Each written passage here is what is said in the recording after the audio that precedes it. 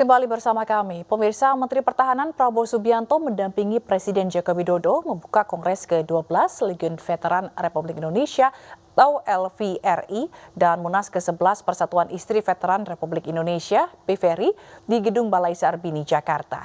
Jokowi sampaikan ucapan terima kasih dan penghormatan kepada para anggota LVRI di seluruh tanah air yang telah berjuang merebut kemerdekaan dan tidak pernah lelah terus berbakti kepada bangsa.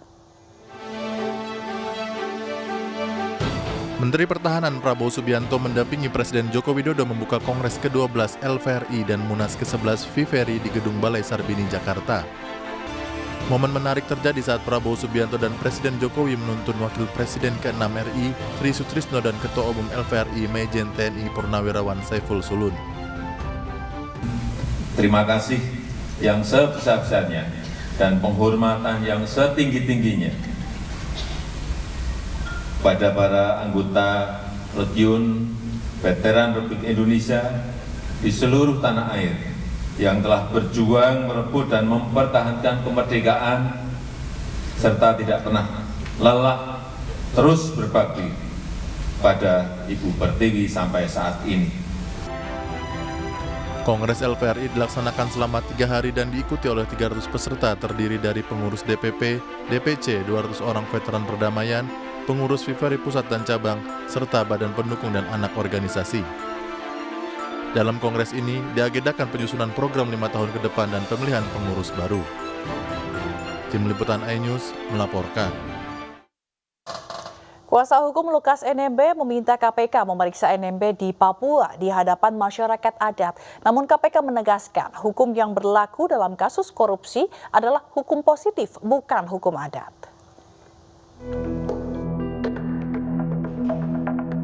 Kuasa hukum Lukas NMB mendatangi Gedung Merah Putih KPK Senin kemarin untuk menyerahkan surat penolakan bersaksi atas nama istri dan anak Lukas NMB. Namun mereka tak bisa menemui penyidik. Kepada awak media, kuasa hukum minta penanganan kasus dugaan korupsi yang melibatkan Lukas NMB berpedoman pada hukum adat Papua.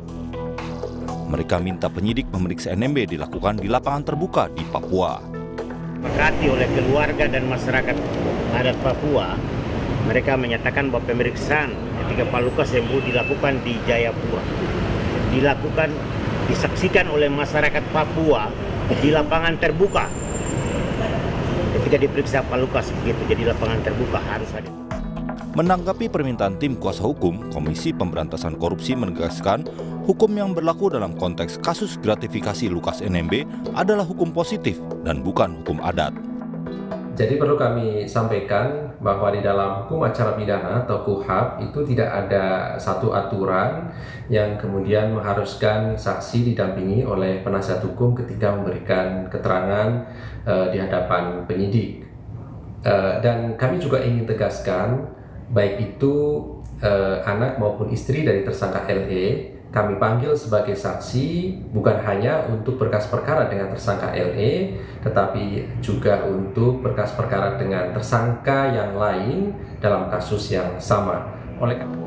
Menanggapi drama dalam penanganan hukum Lukas NMB, Partai Perindo melalui Ketua DPP Bidang Hukum dan HAM Tama S. Langkun berharap KPK proaktif dalam menangani kasus NMB.